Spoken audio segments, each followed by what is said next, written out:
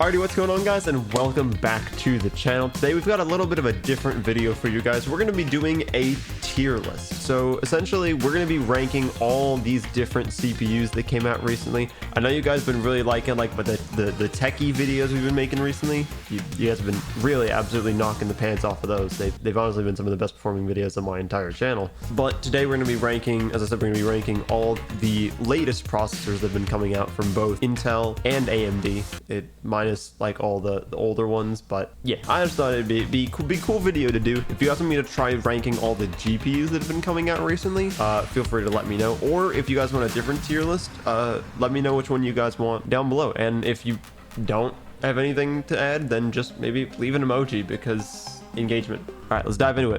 Editing Planet jumping in really quickly to tell you that we completely forgot to name our tiers. So starting off with, we've got best CPU ever, which is pretty self-explanatory. It's a really good CPU. Then we've got good CPU, which is, you know, really good, but not like best of the best. Then we've got decent, which is just, you know, decent. Budget PC worthy, which is if you are building, you know, a budget PC, then it's a pretty good chip to put into it. Underneath that, we have I wouldn't buy this. Again, pretty self-explanatory. It's not really something that I personally would buy. And then last but definitely not least is why does this exist? Because realistically, why is this here? Its purpose honestly can be fulfilled by other CPUs that generally perform better in their task. But that's pretty much it. Now back to the video. So starting off with, we've got the i5 9600K. Honestly, nothing really like too major to say on like any of these for that matter. It's 6 cores, 6 threads. It's definitely a good budget PC. Like it's just solid shit. So next up, we've got the i7 9700K. Actually, this is the CPU that JB's got in his PC, and I know from talking to him, it's starting to give him a lot of problems. But yeah, it's 8 cores, 8 threads. It's a solid CPU, very solid CPU. So now we've got the i9 9900K. A lot of firsts on Intel. This is the first time hyper-threading makes its appearance. Same 8 cores, but it is 16 threads up to 5 gigahertz, I think. Another 5 for 4.9. I don't remember which one it is. But yeah, solid CPU. We're gonna put it up in good CPU because it's pretty good. Starting off with 10th gen Comet Lake, we've got the i5 10600K. This is the first generation that all of Intel's CPUs get hyper-threading. So this is 6 cores and 12 threads. I forget how high it goes. It again, good budget PC chip. Like if you're trying to build like a budget PC, I would say any i5 is like where you want to go. Next up, the i7 of this generation, 8 cores and 16 threads. I would say it's a good CPU. It's a solid CPU. You can give it up to, I think, a 3080 Ti, and it will know what to do with it. Now we're moving on to the Core i9 10900K.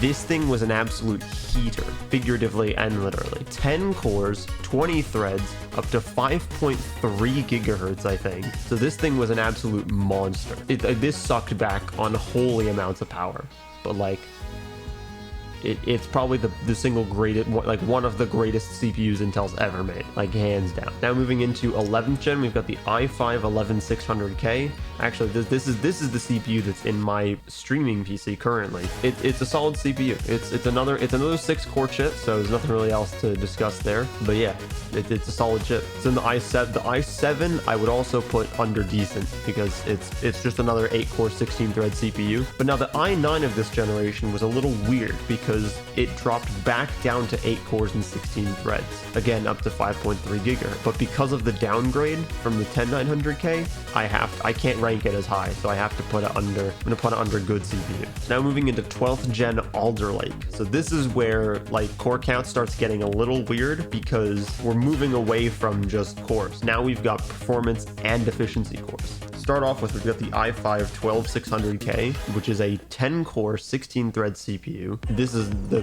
CPU that's currently in my gaming PC. Again, honestly, I've had no problems with it. I think this is probably, again, best CPU ever because this thing could handle, again, you could give this a 3090 and it would know what to do with it. I wouldn't pair an i5 with a 3090, but you could if you wanted to. So next up, we've got the i7 12700K, which is 12 cores and 20 threads. It's a good CPU. If you don't want to build like a top of the line machine, if you want like a higher end but not quite high-end PC, that's a solid option. Rounding this out, we've got the i9-12900K. This is the first time we've seen 16 cores from Intel in a consumer desktop CPU. So I think it goes without saying, best CPU ever. Like it's a solid CPU. So now dialing things up to 11, we've got Intel 13th gen, which is basically Alder Lake on steroids. The Core i5 this generation, 14 cores.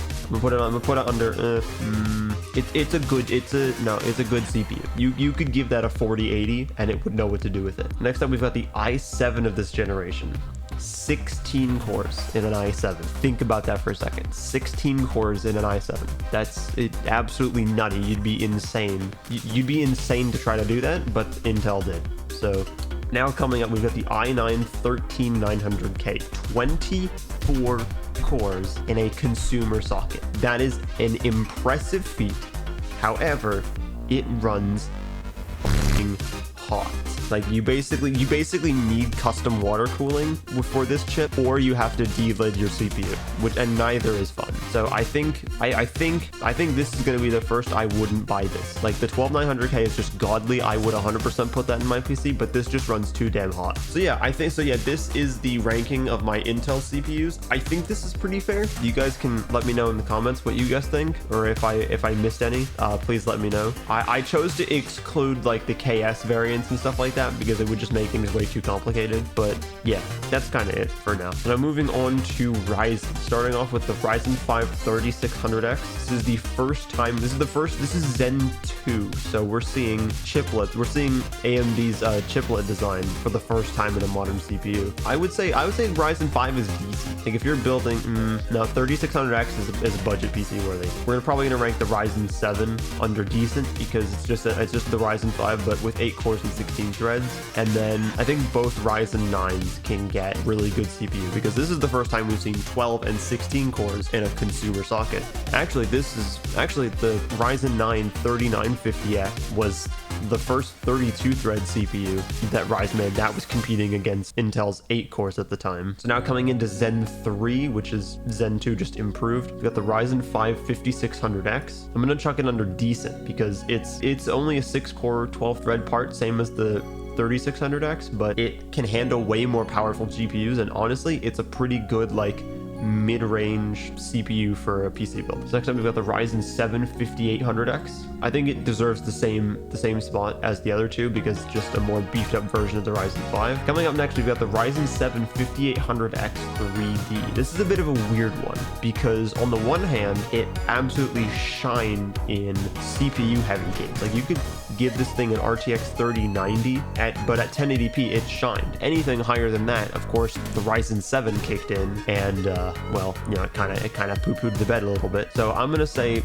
it's a decent CPU. Me personally, I'm not really a whole fan of the whole like 3D V cache thing because eventually it's just gonna get to a point where it's not really gonna matter at all, or it's gonna get to a point where they're coming out way too early with these 3D V cache chips, kind of like with Ryzen 7000. I feel like coming up, we've got the Ryzen 9 5900X. Decent CPU, 12 cores up to 4.8 gigahertz, I think, but a really solid platform. So moving on with the Ryzen 9 5950X, this CPU absolutely dunked all over Team Blue's entire lineup pretty much until Alder Lake. So I think it's fair to say that this CPU in particular had Intel crying for a long time. Actually, the 12900K I think is the only CPU that can actually dethrone the 5950X. Now moving on to the final stage of products, we've got Zen 4, AMD's most recent CPU lineup, at least until Ryzen 9000 hits. I don't know if it's out yet. So starting off with, we've got the Ryzen 5 7600X. This CPU absolutely dunked all over even the 12900K. It's got to go into greatest CPU of all time because the fact that you can buy a Ryzen 5 for less money than, actually for probably about the same amount as the 12900K now, so it's kind of pick your battle at this point. Plus these have the benefits of utilizing 40 series GPUs, so you could really get a lot of meat out of a new system if you decide to build with it. So next up we've got the Ryzen 7 7700X.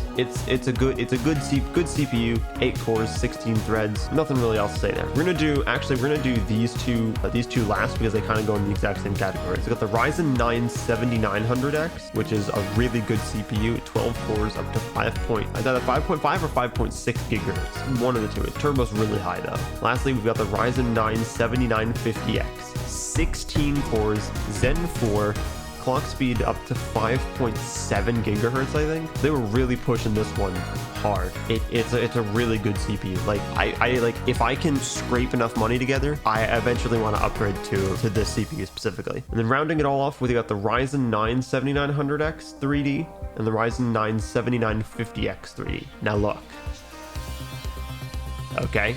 Let me explain myself here. I feel like the dual die X3D CPUs are kind of pointless because you have one die, you only have one of the two core dies that have the 3D V cache, while the other eschew it in return for higher clock speeds. The problem with that is that applications don't necessarily run on the most optimal core because these chips utilize Xbox Game Bar in order to figure out like what core gets what. And because of that, you've got like 3D V cache cores working on like productivity tasks like editing videos, photos, etc. And you've got like regular cores running like the games, and it doesn't know what to do, and it honestly just makes it worse performance than even the vanilla 7900 series. But yeah, that's pretty much all I gotta say. So what do you guys think? This is the tier list. I think I pretty fairly judged all these parts. If you guys want me to do the AMD and NVIDIA GPUs, please let me know in the comments below. And if you've got nothing really else to say, maybe just chuck an emoji down there because engagement.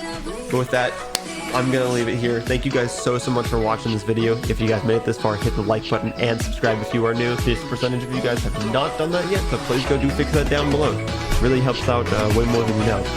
So with that, as always, have a day.